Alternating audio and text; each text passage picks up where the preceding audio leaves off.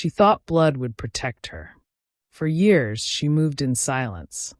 Different names, clean documents, a life built on the other side of the border, far from the empire her father constructed.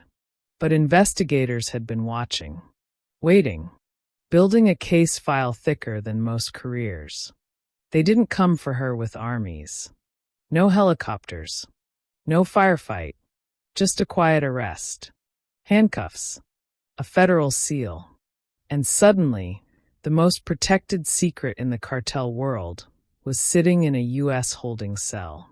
El Mencho had hidden everything. His locations. His routes. His lieutenants. But he couldn't hide her. And now, authorities believe they've found something far more dangerous than a family member. They found a door into the financial veins of Jalisco New Generation. And they're about to walk through it. The question isn't what she knows. It's what she'll say to survive. If this satisfies your curiosity, for Untold satisfies your curiosity, subscribe now. And drop your country and time below. Let's see where the world is watching from. The call came at 4:47 in the morning. Not to El Mencho. Not to his lieutenants. Not to the network of all cones who watch every border crossing from Tijuana to Matamoros. The call went to Washington. And the message was simple. We have her. February 2020. Washington, D.C. A federal courtroom that has seen kingpins, terrorists, and the architects of international crime. But today, according to investigators, it would see something different. A daughter, Jessica Johanna Oseguera González, stood before a judge in the kind of silence that only comes from knowing the weight of your last name. No tears. No outbursts. Just stillness. The charges read like a roadmap into the financial heart of Jalisco New Generation Cartel. Violations of the Kingpin Act. Conspiracy. Material support of a designated criminal organization. Each word landed like a hammer. Each accusation, built on years of surveillance, intercepted communications, and the kind of patience that only federal agencies possess. She said nothing. Outside that courtroom, the world scrambled to understand. How did they find her? How long had they been watching? And more importantly, what did this mean for the most wanted man in Mexico? Investigators believe the operation had been years in the making. Not weeks. Not months. Years. A slow, methodical construction of evidence that traced shell companies, international wire transfers, and business fronts across 2 continents. They followed the money. And the money, according to court documents, led directly to her. She had been living in the United States. Not hiding in some border town. Not moving through safe houses. Living. Openly. With documents that appeared clean. A life that, on the surface, looked like any other American story. Business interests, property, the quiet rhythm of someone who wanted to disappear into normalcy. But federal agents knew better. They had been building a case so airtight that by the time they moved, there was no escape. No warning. No chance for the cartel's legendary counter-surveillance to intervene. One moment she was free. The next she was federal property. The arrest sent tremors through intelligence circles on both sides of the border. This was not a lieutenant. Not a plaza boss. Not a sicario caught in a firefight. This was blood. El Mencho's blood. And for a man who had spent decades building walls around his family, hiding them, moving them, erasing their footprints from every database and registry, this was the one breach that could not be repaired. Reports indicate that within hours, communication channels linked to CJNG went dark. Phones switched off. Encrypted networks shifted protocols. The cartel entered a kind of operational silence that investigators had rarely witnessed. Some analysts interpreted this as fear. Others called it calculation. El Mencho, they noted, never moves without thinking 3 steps ahead. His silence wasn't panic. It was processing, evaluating, understanding the new terrain. Because his daughter wasn't just arrested. She was leverage. And leverage, in the hands of federal prosecutors, is the most dangerous weapon in the world. Inside the courtroom, Jessica Johanna faced the judge with the posture of someone who understood the game. She had grown up watching her father navigate impossible situations.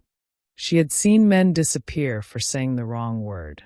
She knew the cost of weakness. But she also knew something else. She was alone now. Her father's empire stretched across Mexico, into Central America, across the Pacific to Asia. His network moved billions in product every year. His name commanded armies. But none of that could reach her here. Not in this courtroom. Not under these lights. Not with these charges. The judge set the terms. Detention. No bail. The flight risk was obvious. Her father commanded more resources than some governments. She would remain in federal custody. And the real work would begin. Prosecutors, according to sources familiar with the case, weren't interested in a simple conviction. They wanted more. They wanted information. They wanted the kind of cooperation that could dismantle financial networks, expose hidden accounts, and trace the cartel's money to its final destinations. They wanted her to talk. But here's what they understood about El Mencho's family. Loyalty wasn't taught. It was survival. Betrayal didn't mean prison. It meant something far worse. And Jessica Johanna, whatever her situation, knew the rules better than anyone. As she was led from the courtroom, cameras captured a single image that would circulate through law enforcement briefings for months. Her face. Calm. Unreadable. No fear. No anger. Just the quiet composure of someone who had been raised in the shadow of an empire built on silence. And silence, in that world, is the only currency that never loses value. Back in Mexico, investigators noted something unusual in the days following the arrest. No retaliation. No public statements. No bodies left as messages. Just stillness. El Mencho, according to intelligence sources, was watching. Waiting. Understanding that for the first time in his reign, his most protected secret was now in enemy hands. And there was nothing, no army, no bribe, no threat, that could bring her home. The arrest wasn't just a legal action. It was a signal that the United States had found a way inside. Not through informants. Not through extradition. Through blood. And blood in the cartel world changes everything. She was never supposed to exist. Not publicly. Not on paper. Not in any file that could be traced, subpoenaed, or used against the empire. El Mencho had spent decades erasing himself from the world. Different names. Shifting locations. A ghost who commanded armies but never appeared in photographs. A man whose voice was heard by thousands, but whose face remained a mystery to most who served him. And his family? They were even deeper in the shadows. Jessica Johanna Oseguera González grew up in a world most people cannot imagine. Not the violence. Not the fear. Those came later, in whispers and warnings. She grew up in privilege. According to investigators, the Oseguera family maintained properties across Mexico and beyond. Estates hidden behind shell companies, luxury vehicles registered to names that didn't exist, bank accounts in jurisdictions chosen specifically for their silence. She had access to everything. And she understood from a very young age that everything came with a price. Reports indicate she was educated, polished, fluent in the language of business and the language of discretion. She moved through social circles that would have been shocked to know her true lineage, Or perhaps they knew and simply understood the cost of acknowledgement. She wasn't raised to be a sicario. She wasn't trained for violence. She was trained for something far more valuable: legitimacy. Investigators believe El Mencho recognized early that his empire needed two faces. The first face was terror. The bodies, the messages, the brutal efficiency that made Jalisco New Generation the most feared organization in the Western Hemisphere. But terror doesn't build generational wealth. Terror doesn't open bank accounts in Switzerland. Terror doesn't purchase real estate in American cities. For that, you need the second face. You need someone clean, someone educated, someone who can sit across from lawyers, accountants, and business partners without triggering suspicion. You need family. According to court documents and financial investigators, Jessica Johanna allegedly became a critical node in the cartel's money laundering infrastructure. Not a figurehead, not a passive beneficiary, an operator. Her name appeared on business filings. Her signature authorized transactions. Her presence legitimized companies that, according to federal prosecutors, existed solely to wash drug proceeds through the international financial system. She was the bridge between the blood money of Jalisco and the clean corridors of global commerce. But here's what made her valuable and dangerous. She never touched the product. She never ordered violence. She never appeared in intercepted communications discussing shipments, routes, or territorial disputes. On paper, she was a businesswoman. On paper, she was untouchable. And that, according to sources familiar with the investigation, is exactly what made the case so difficult to build. Federal agents had been aware of her existence for years. They knew who her father was. They knew the family connections. But knowing and proving are different universes. To build a case against Jessica Johanna, investigators had to trace financial networks across multiple countries. They had to connect shell companies to parent organizations. They had to prove that money flowing through seemingly legitimate businesses originated from cartel operations. It took years, hundreds of subpoenas, thousands of documents, and the kind of interagency cooperation that rarely survives bureaucratic politics. But they built it, piece by piece, transaction by transaction, until the case was airtight. What investigators discovered, according to court filings, painted a picture of sophisticated financial engineering. Companies registered in jurisdictions with minimal oversight. Real estate purchases designed to convert cash into appreciating assets.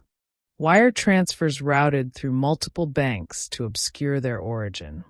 And at the center of it all, a woman who understood that the cartel's future depended not on guns, but on numbers. She lived in the United States. That fact alone stunned many who followed the case.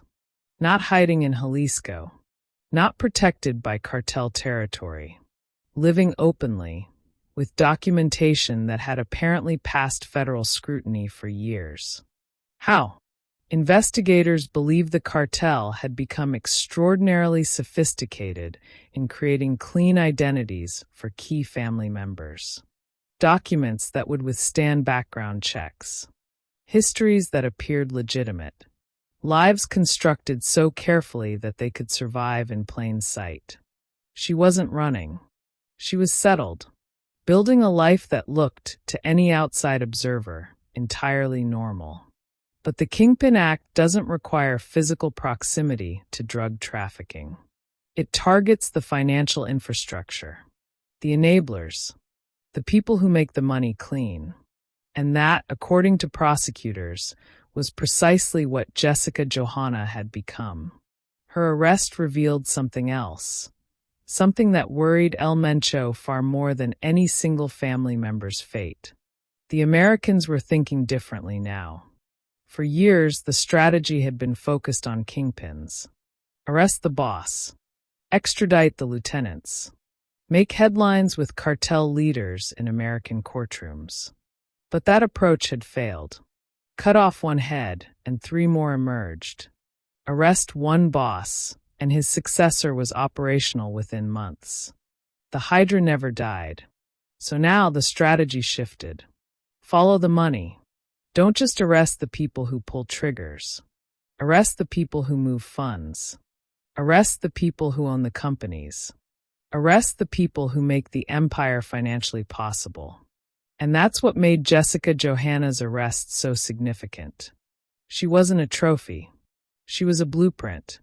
Proof that federal investigators could penetrate the cartel's financial architecture.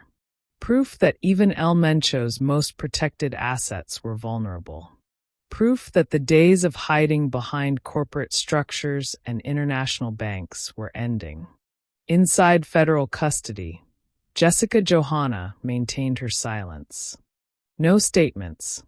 No cooperation. No indication of what she might or might not reveal. But prosecutors understood they held something invaluable. Access. She had seen the accounts. She had signed the documents. She had sat in rooms where financial decisions were made. And all of that knowledge was now sitting in an American detention facility, waiting to be extracted. Reports indicate that her legal team was formidable. Expensive attorneys. International experience. The kind of representation that suggested serious resources were being deployed to protect her. But even the best lawyers cannot erase evidence. And the evidence, according to prosecutors, was overwhelming. Back in Mexico, intelligence sources noted a shift in CJNG's operations following her arrest. Certain business fronts went dormant. Financial channels that had operated for years suddenly closed. New structures emerged, hastily constructed, less sophisticated, more vulnerable. The cartel was adapting. But adaptation takes time. And time was something prosecutors intended to exploit. El Mencho had built walls around his family for decades.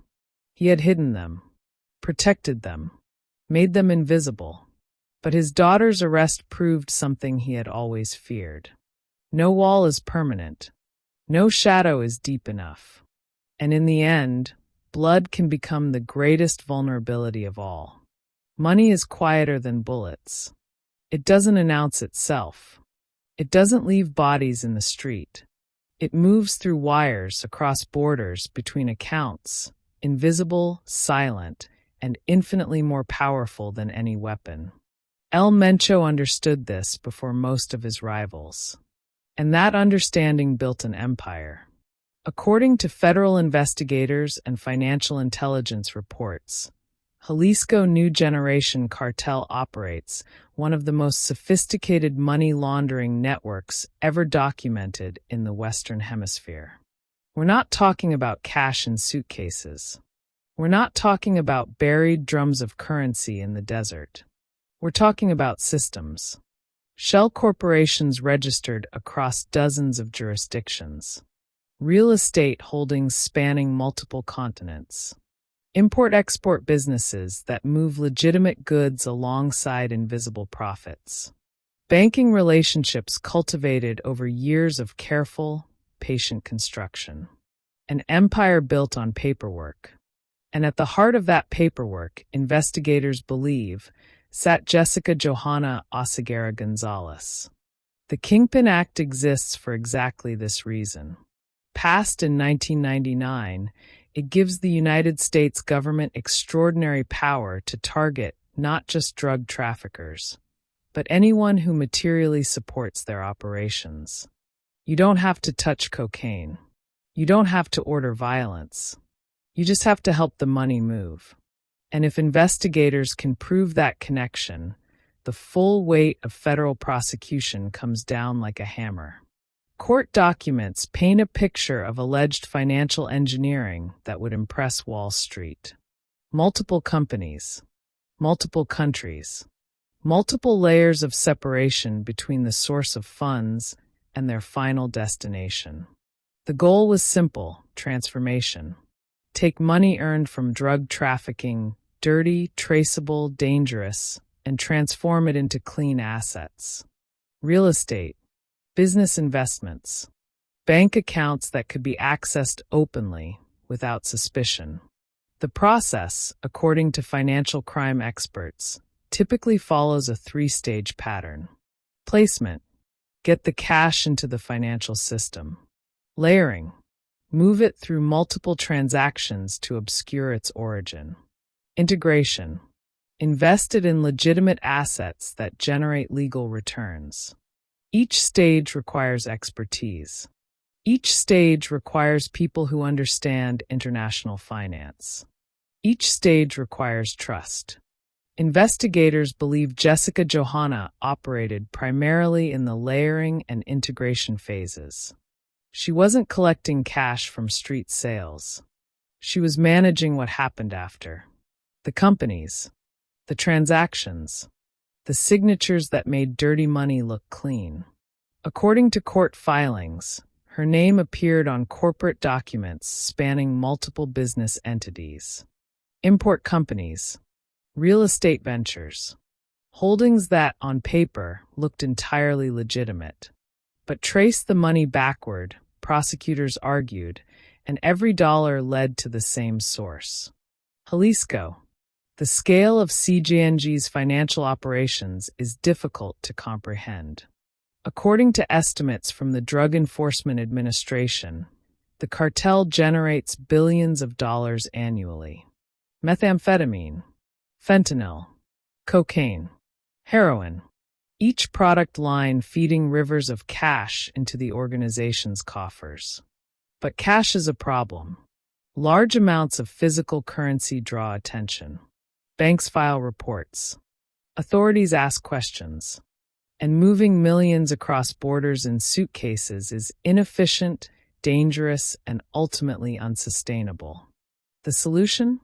Systematize the laundering. Create infrastructure that can process money at scale. Relationships with financial institutions in countries with minimal oversight. Companies that generate plausible invoices for goods that never existed. Real estate purchases that convert cash into property without raising flags. Mencho didn't just build a drug trafficking organization. He built a financial institution. Investigators believe the family played a central role in this architecture. Not because they were the best qualified, but because they were the only ones who could be trusted. In the cartel world, loyalty is the rarest currency. Lieutenants flip. Business partners inform.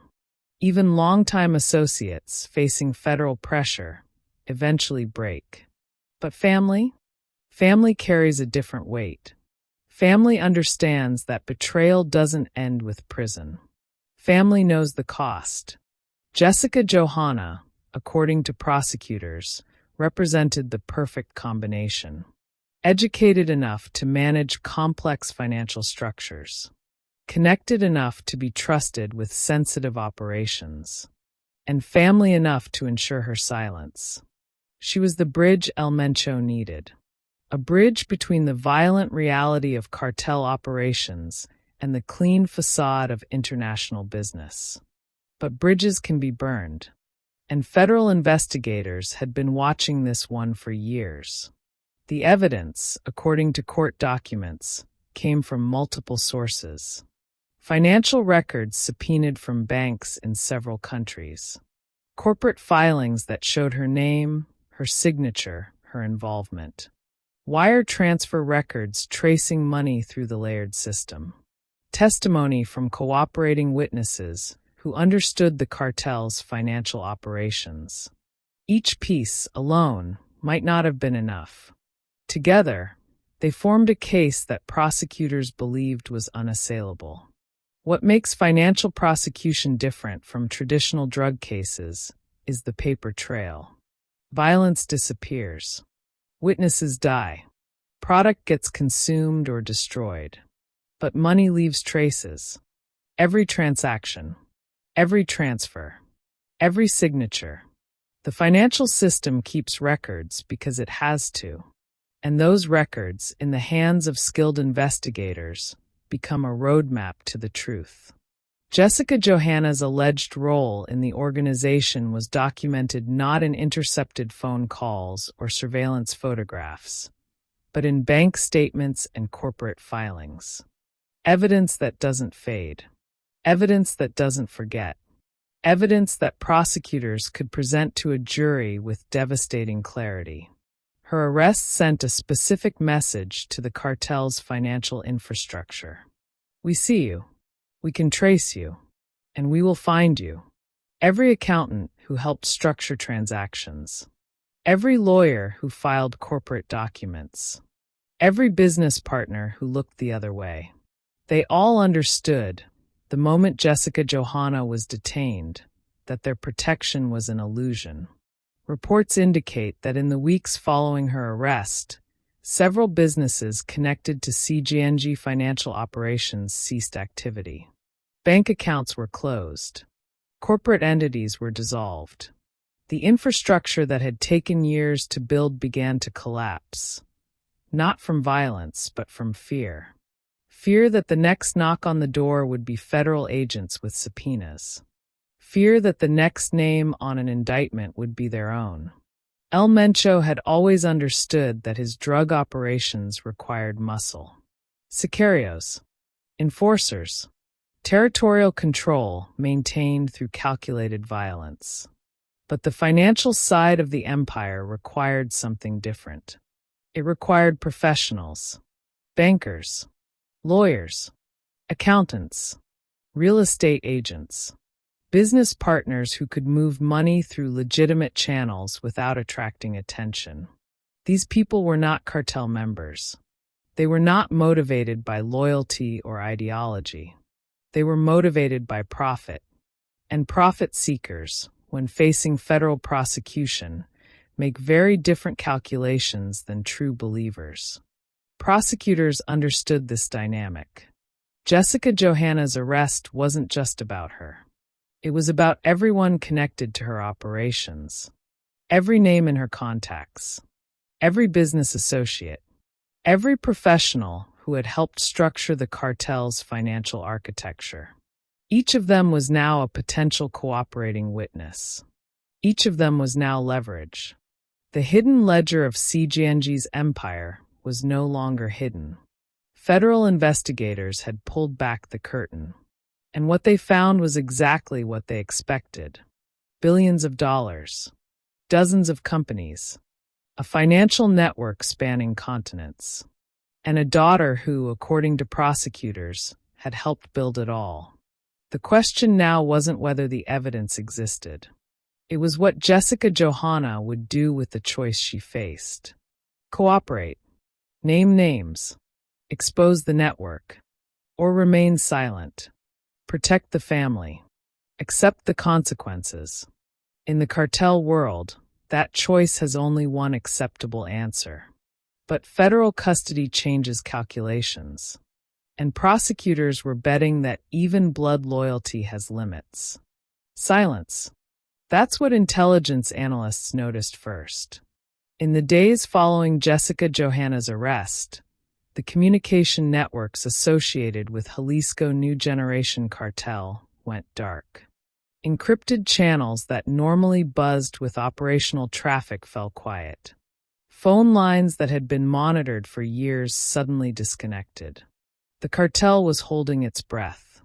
And at the center of that silence sat a man facing something he had never encountered before. A problem he couldn't solve with violence. Mencho had built his empire on a simple principle. Every problem has a solution. Every enemy has a weakness.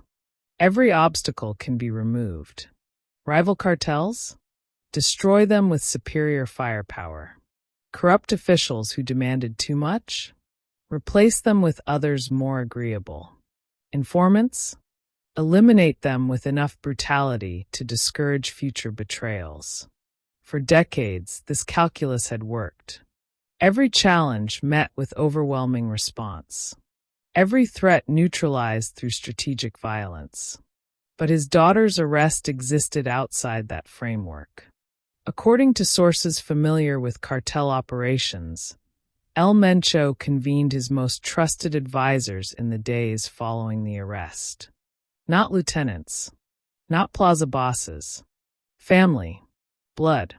The inner circle that had been with him since Jalisco was nothing more than a regional operation fighting for survival. The question on the table was simple. What do we do? The answers were not. Some advocated for immediate action. Pressure. Messages. The kind of calculated brutality that had always forced enemies to reconsider their positions. But who would receive those messages? Federal judges in Washington? DEA agents protected by the full apparatus of American security? The United States government? Even CJNG, with all its resources, understood the limitations of threatening the most powerful nation on earth.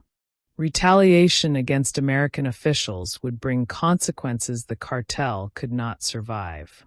Military intervention. Unlimited resources deployed for complete destruction. The kind of focused attention that had dismantled organizations far more established than Jalisco. Violence, for once, was not an option. Others suggested negotiation. Backchannels existed. Intermediaries who could communicate with American officials. Deals had been made before, not publicly, never acknowledged, but the drug war had always operated in gray spaces where pragmatism sometimes overcame principle. Perhaps an arrangement could be reached. Information exchanged for leniency. Cooperation on certain targets in exchange for reduced charges. But this path carried its own dangers. Any negotiation meant acknowledging weakness. Word would spread through the cartel world that El Mencho had bent to American pressure. Rivals would sense vulnerability. Allies would recalculate their loyalties. The appearance of invincibility, once cracked, could never be fully restored. And then there was the third option, the one no one wanted to speak aloud. Silence, distance, abandonment. Allow Jessica Johanna to face American justice alone. Provide resources for her legal defense, but make no operational moves that could worsen her situation or expose the organization further. Sacrifice the daughter to protect the empire. According to investigators who have studied CJNG's leadership structure, El Mencho has always operated with cold calculation. Sentiment does not drive decisions. Emotion is weakness. Every choice serves the organization's survival. But this was different. This was blood. Reports from sources close to the situation indicate that El Mencho struggled with this decision in ways that surprised those who knew him. Not publicly, never publicly, but in private conversations, intercepted fragments, observed behavior, analysts detected something unusual. Hesitation. The most decisive cartel leader in Mexico, the man who had crushed rivals without a moment's pause, could not immediately determine the correct path forward. Because there was no correct path. Every option led to loss. Some intelligence analysts believe this moment represented a fundamental vulnerability in El Mencho's psychology. He had built walls around his family precisely because he understood they were his weakness. Hidden them, protected them, kept them far from the violence that defined his professional life. And that protection had failed. Not through his carelessness, not through their mistakes, through the patient, methodical work of investigators who understood that even ghosts have families. The psychological impact, according to experts who study cartel leadership, should not be underestimated. El Mencho's power derived not just from resources and violence, but from the perception of total control. He controlled territory. He controlled his organization. He controlled information. He controlled outcomes. But he could not control an American courtroom. He could not control federal prosecutors. He could not control what his daughter might or might not say when facing decades in prison. For a man whose entire identity was built on control, this loss was profound. Meanwhile, the cartel's operations continued. Shipments moved. Territory was maintained. The daily machinery of the drug trade ground forward as it always had. CJNG was too large, too institutionalized, to collapse from a single arrest. But the leadership dynamic had shifted. Lieutenants who had always operated with clear guidance now sensed uncertainty. Decisions that would normally flow from the top were delayed. The organization's legendary efficiency showed subtle cracks. Rival cartels noticed. According to intelligence reports, organizations that had maintained uneasy truces with Jalisco began testing boundaries. Minor incursions into contested territory. Probing actions designed to gauge CJNG's response capability. They smelled blood. Not literal blood that had never been in short supply. They smelled weakness. The kind that comes when a leader's attention is divided. When personal crisis competes with organizational management. When the untouchable suddenly seems touchable. Mencho's response to these probes was characteristically brutal. Reports indicate that territorial incursions were met with overwhelming force. Messages were sent. Bodies delivered.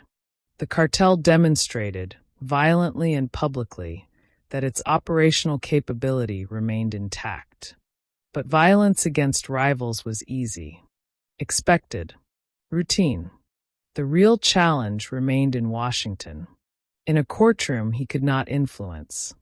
Facing a system he could not corrupt. Holding his daughter in a cell he could not reach.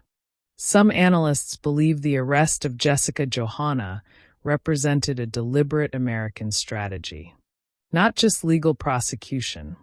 Psychological warfare. Force Mencho to choose between his organization and his family. Create internal conflict that would distract from operational management. Introduce chaos into a system that depended on clarity and control. If this was the strategy, it was working. The dilemma had no resolution. Protect his daughter, and he exposed the organization to further pressure. Abandon his daughter, and he proved that blood meant nothing. A message that would resonate through every family member, every trusted associate, everyone who had believed their loyalty would be reciprocated. Negotiate with Americans, and he appeared weak. Attack Americans, and he invited destruction. Silence accomplished nothing except delay. For the first time in his reign as Mexico's most powerful trafficker, Mencho faced a situation where every move was wrong. Every path led somewhere he did not want to go. Every option cost something he could not afford to lose. And in Washington, prosecutors understood this perfectly. They were in no hurry. Time was their ally. Every day Jessica Johanna remained in custody was another day of pressure on her father. Another day of divided attention. Another day for cracks to widen. They could wait. Mencho could not. The dilemma was not about choosing between bad options. It was about accepting that the choice itself was a defeat. That no matter what he decided, he had already lost something that could never be recovered. The illusion of invulnerability. The belief that his family was beyond reach. The certainty that his walls could never be breached. All of it gone. Replaced by the cold reality that even emperors have weaknesses. And his was sitting in an American detention cell, waiting to learn her fate. The fluorescent lights never turn off. That's the first thing that breaks you. Not the isolation. Not the silence. Not the endless hours with nothing but your thoughts and the weight of your last name. It's the lights. Always on. Always watching. A constant reminder that privacy no longer exists. Jessica Johanna Oseguera González sat in federal detention, and the most powerful question in the drug war hung over her head like a guillotine. What does she know? Federal prosecutors understood they were holding something extraordinary. Not just a defendant, not just a family member. A potential key to the entire financial architecture of Jalisco New Generation Cartel. According to sources familiar with the investigation, the government's interest in Jessica Johanna extended far beyond the charges filed against her. The Kingpin Act violations were serious, potentially decades of imprisonment. But prosecutors saw something bigger. Cooperation. In federal criminal cases, cooperation is currency. Defendants who provide substantial assistance to the government receive reduced sentences, sometimes dramatically reduced. Years shaved off, decades transformed into months. The calculation is simple. What you know is worth what you give. And Jessica Johanna, investigators believed, knew everything. Consider her position within the organization. According to court documents and financial records, she had allegedly managed business entities connected to cartel money laundering. She had signed documents, authorized transactions, sat in meetings where financial decisions were made.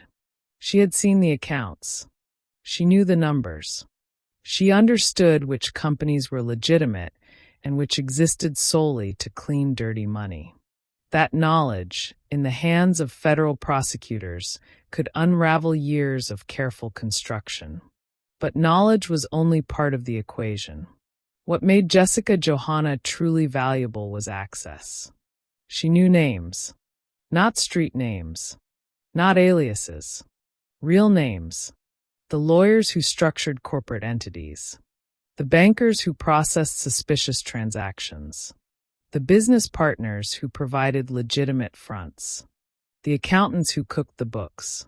Each name represented another potential prosecution, another domino that could fall, another piece of the cartel's infrastructure that could be dismantled. Prosecutors, according to legal experts familiar with federal strategy, likely approached Jessica Johanna with a straightforward proposition. Help us and we help you. Give us the network and we reduce your exposure. Name the names and you walk out of here before your father's empire collapses. The offer would have been presented calmly, professionally, without threats or pressure. Just facts. The evidence against you is overwhelming. Conviction is virtually certain. The sentence will be measured in decades. Unless, that single word, unless, carries extraordinary weight in federal detention. Unless you cooperate. Unless you become a witness. Unless you trade what you know for what you want. Freedom. Or at least something closer to it than the alternative. But Jessica Johanna faced a calculation that most federal defendants never encounter. For ordinary criminals, cooperation is a risk-benefit analysis. Potential retaliation weighed against potential sentence reduction. Fear of consequences balanced against fear of imprisonment. Most choose cooperation. The math simply works out better. But she was not an ordinary criminal. She was Mencho's daughter. And in her world, the calculation included variables that prosecutors could not fully understand. Betrayal, in the cartel world, is not just dangerous. It is absolute. Those who inform do not simply face retaliation. They face erasure. Their names become synonymous with treachery. Their families become targets. Their entire lineage carries the stain of disloyalty for generations. There is no witness protection program secure enough to guarantee safety. No new identity complete enough to ensure anonymity. The cartels have long memories and longer reach. Cooperation means looking over your shoulder forever. Cooperation means knowing that every day could be your last.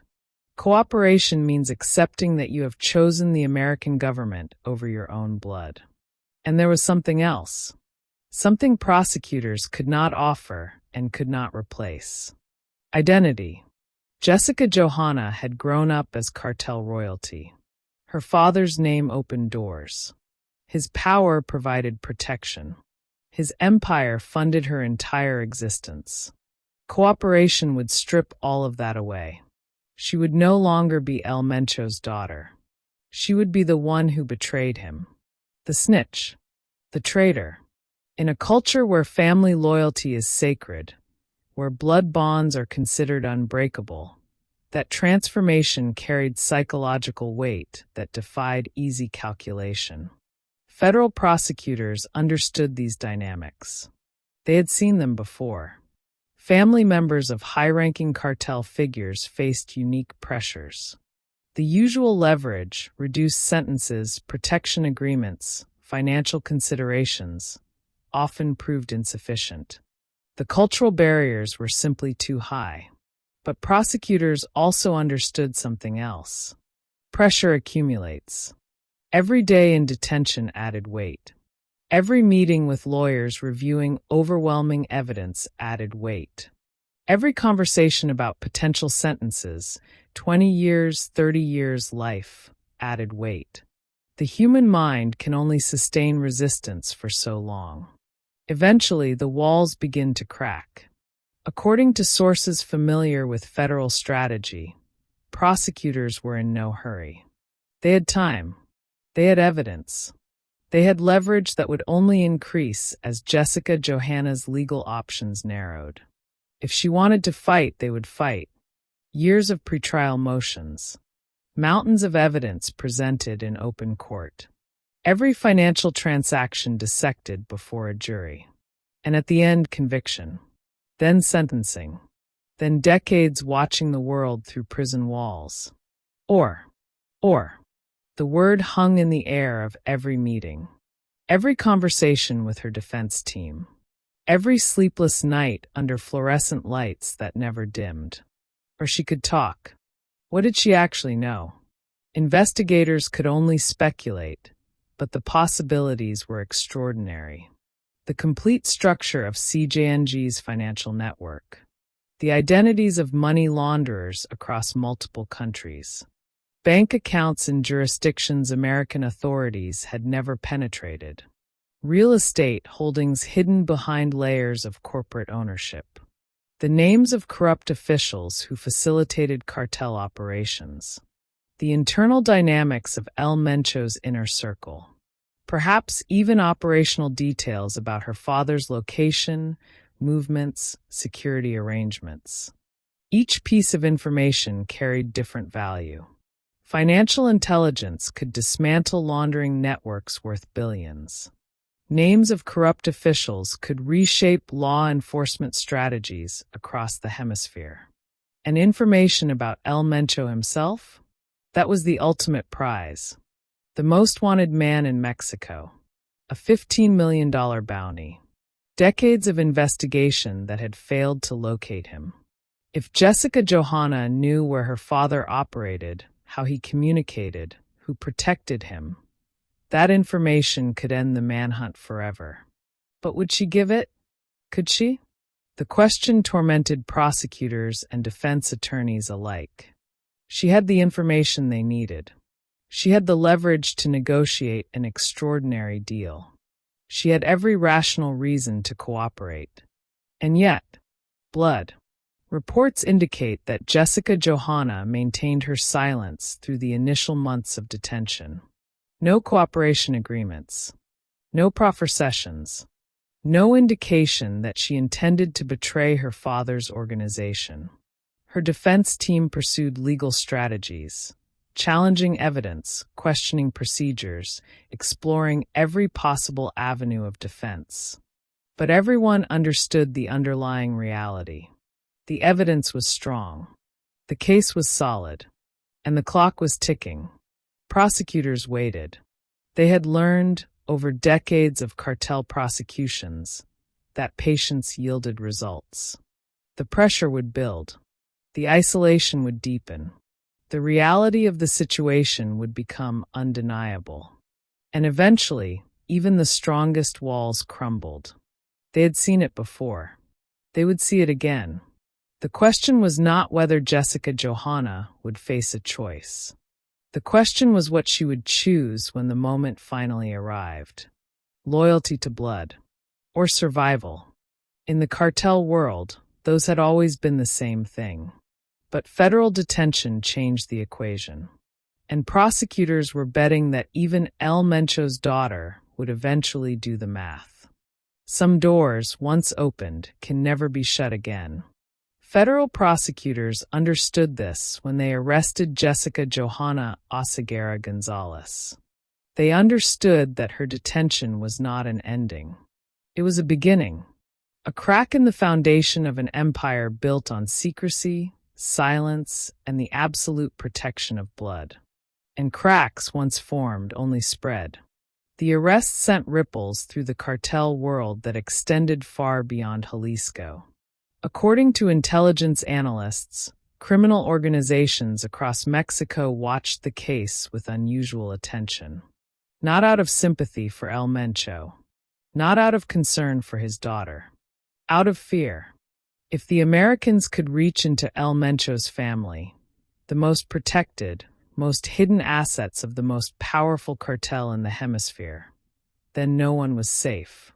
No family member. No financial advisor. No business partner. No one. The strategy represented a fundamental shift in American counter-narcotics operations. For decades, the focus had been on kingpins. Arrest the leader. Extradite the boss. Parade the captured capo before cameras and declare victory. But the kingpin strategy had failed. Organizations survived leadership changes. New bosses emerged from the ranks. The drug trade continued uninterrupted regardless of who sat at the top. The money, however, was different. Disrupt the financial networks, and you disrupted everything. Seize the assets, and you starved the organization. Target the people who made the money clean, and you attacked the foundation rather than the facade. Jessica Johanna's arrest was proof of concept. According to reports from federal law enforcement, her detention opened investigative pathways that had been closed for years. Financial institutions that had previously resisted American subpoenas suddenly became cooperative. Business partners who had maintained silence began consulting lawyers about potential exposure. Accountants and attorneys who had structured cartel transactions started calculating whether their professional relationships were worth federal prosecution. The network was unraveling. Not quickly, not dramatically, but steadily, one thread at a time. For El Mencho, the implications extended beyond his daughter's fate. Every person connected to his financial operations now faced a choice.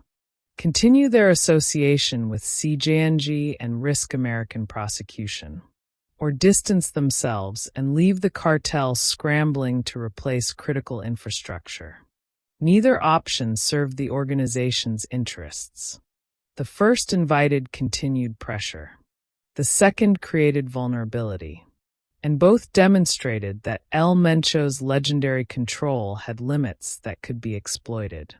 Intelligence reports indicate that CJNG's financial operations underwent significant restructuring in the months following the arrest. Companies were dissolved. Accounts were closed. New structures were hastily constructed to replace those that had been exposed. But hasty construction creates weaknesses. New networks lack the established relationships that made the old ones effective. New partners lacked the trust that came from years of successful cooperation. New systems lacked the sophistication that had taken decades to develop. The cartel was adapting, but adaptation came at a cost. Meanwhile, Jessica Johanna remained in federal custody.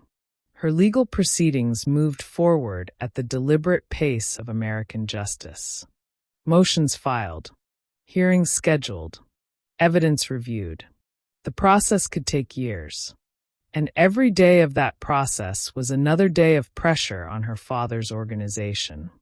Some analysts believe this was precisely the point. Not conviction. Not cooperation. Pressure. Keep her detained. Keep the case active. Keep the threat of her potential testimony hanging over the cartel's operations. Even if she never spoke a word against her father, her presence in American custody served strategic purposes. She was leverage that never had to be used to be effective. The mere possibility of her cooperation forced the cartel to operate defensively, to restructure, to worry, to make mistakes. For El Mencho, the situation created something unprecedented in his criminal career. Uncertainty. He could not know what his daughter might say. He could not know what evidence prosecutors might develop from her detention. He could not know which of his associates might seek deals by providing information about his operations. Uncertainty, for a man who had built his empire on absolute control, was perhaps the most devastating consequence of all. The cartel world operates on perception as much as reality. Power must be projected. Strength must be visible. Any sign of weakness invites challenge. And Jessica Johanna's arrest created perception problems that no amount of violence could solve. If El Mencho could not protect his own daughter, what did that say about his ability to protect his lieutenants? If American authorities could penetrate his most closely guarded secret, what else could they reach? If his family was vulnerable, was anyone in the organization truly safe? These questions circulated through cartel ranks, whispered in private meetings, considered by men who constantly evaluated their own positions and protections. Loyalty built on fear requires the maintenance of fear. And El Mencho, for the first time, looked fallible. His response, according to intelligence reports, was characteristically brutal.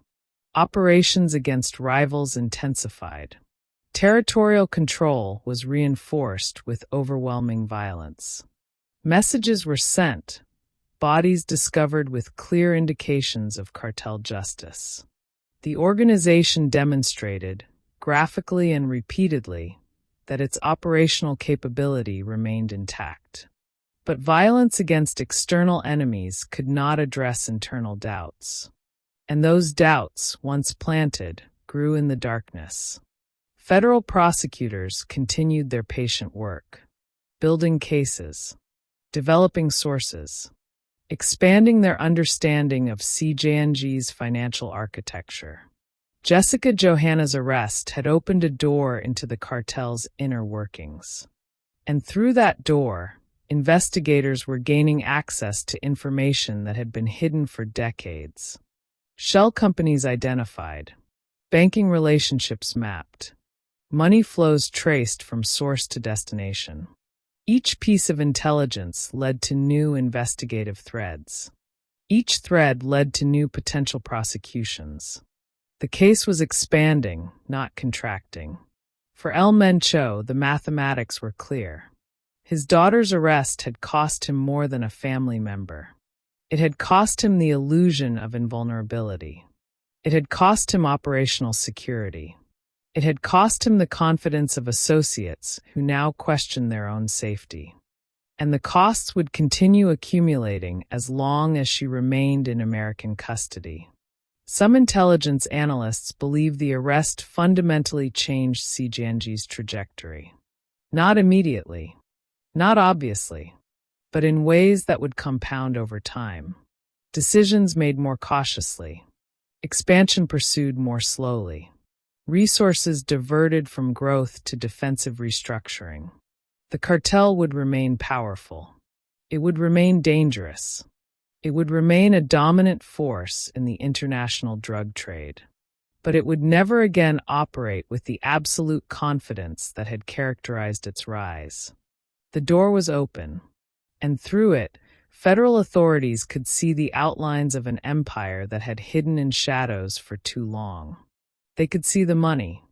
They could see the networks. They could see the vulnerabilities. And they were not going to stop looking.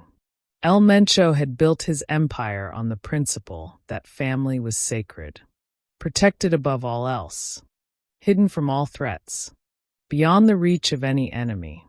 His daughter's arrest proved that principle had limits, that protection had gaps, that even the most powerful men in the criminal world could not shield their blood from determined adversaries. And now he faced a future defined by that failure. Every operation conducted under the shadow of potential exposure. Every financial transaction vulnerable to the intelligence her detention might generate. Every day another opportunity for prosecutors to develop new leverage. The door could not be closed. The damage could not be undone. The consequences could not be escaped. In the end, El Mencho's empire would not be destroyed by bullets. It would be eroded by paperwork, by patient investigation, by the slow, methodical exposure of financial networks that had operated in darkness for too long. His daughter's arrest was not the end of that process. It was the beginning, and beginnings in the world of federal prosecution have a way of becoming endings.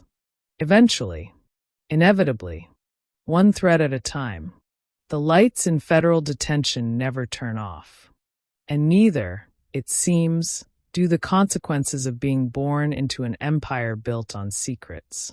Jessica Johanna Oseguera González sits in American custody. Her father watches from the shadows. And the door between them, the door that was never supposed to exist, remains open, waiting to see who walks through next.